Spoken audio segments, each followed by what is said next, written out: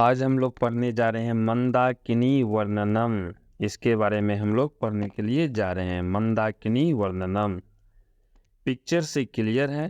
भगवान राम है और माता सीता है और बगल में एक नदी बह रही है और पर्वत भी है। इसी सब चीज़ के बारे में हम पढ़ेंगे। अध्याय है 10। ऑनलाइन फ्री टेस्ट सीरीज देंगे हम asanbiharboard.co.in पे जा करके। ये मुख्यतः वस्तुनिष्ठ प्रश्न को ध्यान में रख करके बनाया गया है और बोर्ड के साथ हम नौकरी की भी तैयारी करेंगे। मैंने बहुत सारे एग्जाम को क्रैक किया है, जहाँ जहाँ जो जो चीज़ें ज़रूरत होगी मैं तुम लोगों को बताते जाऊंगा।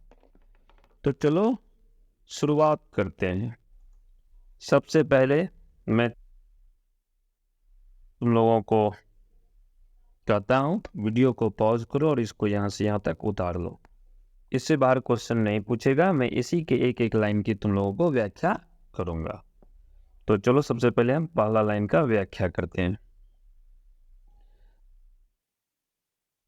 पहला लाइन है मंदाकिनी वर्णनम पाठ वाल्मीकि द्वारा रचित वाल्मीकि रामायण के अयोध्या कांड के 95वें सर्ग से संकलित किया गया है।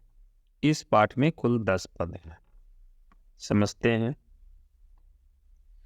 हम लोग के पाठ जिसको हम लोग पढ़ रहे हैं उसका नाम है मंदाकिनी वर्णनम। यह पाठ जो है किसके द्वारा रचित है? वाल्मीकि द्वारा रचित है।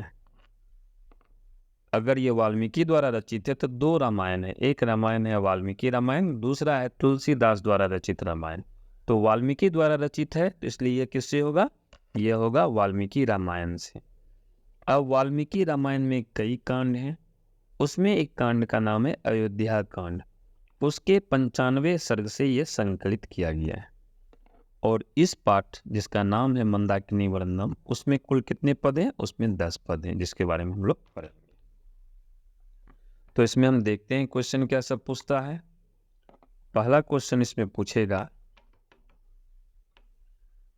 मंदाकिनी वर्णनम पाठ किसके द्वारा रचित है? तो आंसर हो जाएगा वाल्मीकि द्वारा रचित है। दूसरा क्वेश्चन पूछेगा मंदाकिनी वर्णनम पाठ किस रामायण से लिया गया है? तो आंसर हो जाएगा वाल्मीकि रामायण से लिया गया है। क्लियर हो गया। दूसरा क्वेश्चन फिर क्वेश्चन पूछेगा मंदाकिनी वर्णनम पाठ वाल्मीकि द्वारा रचित वाल्मीकि रामायण के किस कांड से लिया गया है? तो आंसर हो जाएगा अयोध्या कांड से लिया गया है। क्लियर हो गया। फिर क्वेश्चन पूछेगा मंदाकिनी वर्णनम पाठ वाल्मीकि द्वारा रचित वाल्मीकि रामायण के अयोध्या कांड के कितवें सर्ग से संकलित किया गया है? तो आंसर हो जाएगा 95वें सर्ग से संकलित किया गया है। क्लियर हो गया। फिर क्वेश्चन पूछेगा मंदाकिनी वर्णनम पाठ में कुल कितने पद हैं? तो आंसर हो जाएगा 10 पद हैं। इतना ही क्वेश्चन इससे पूछता है। अब आगे बढ़ते हैं, देखते हैं हमारे लिए क्या है।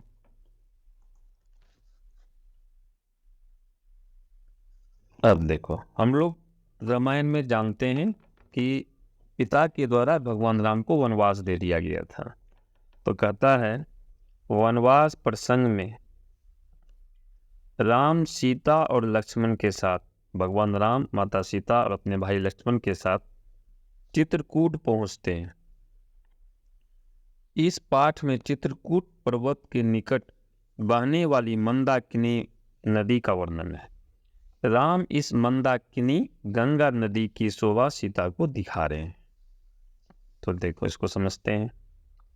जब भगवान राम को वनवास दिया जाता है तो कहता है वनवास प्रसंग में भगवान राम अकेले वनवास नहीं गए थे, उनके साथ माता सीता गई थी और उनका भाई लक्ष्मण भी गया हुआ था।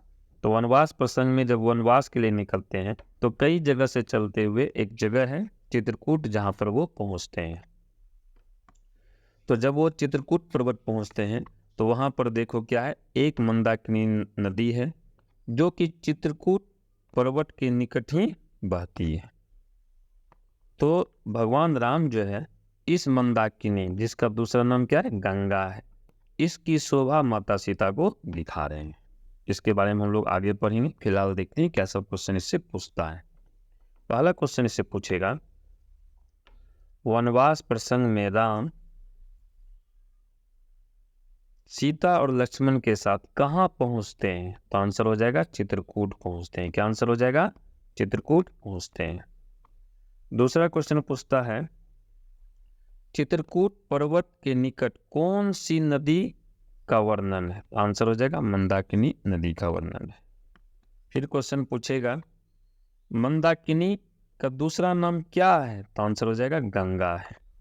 फिर क्वेश्चन पूछेगा, भगवान राम मंदाकिनी नदी की शोभा किसको दिखा रहे हैं? तो आंसर हो जाएगा माता सीता को दिखा रहे हैं।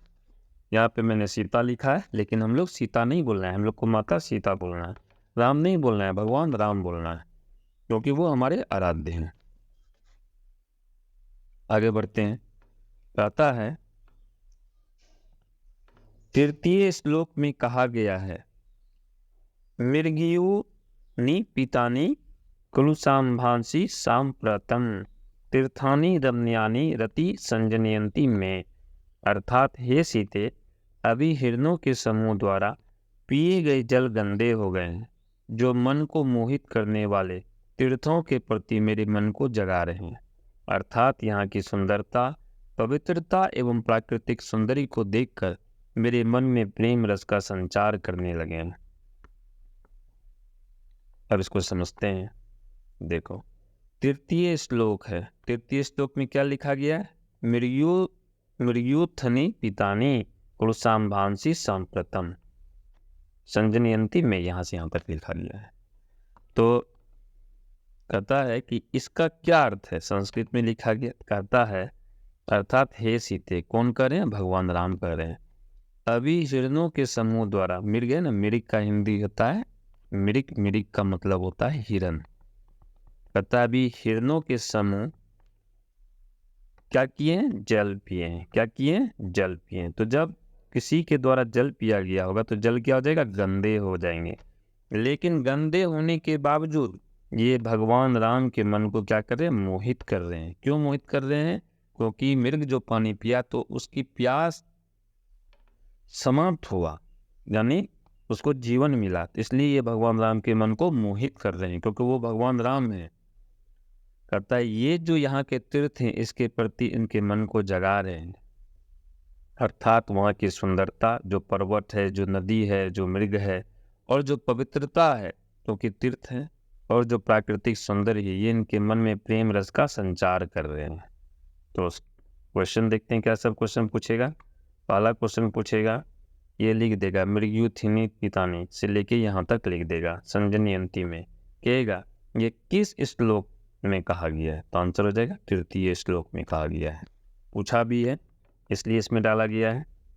दूसरा क्वेश्चन पूछेगा, किसके समूह द्वारा जल पिए गए जो गंदे हो गए? तो आंसर हो जाएगा हिरणों के समूह द्वारा। क्या आंसर हो जाएगा? हिरणों के समूह द्वारा।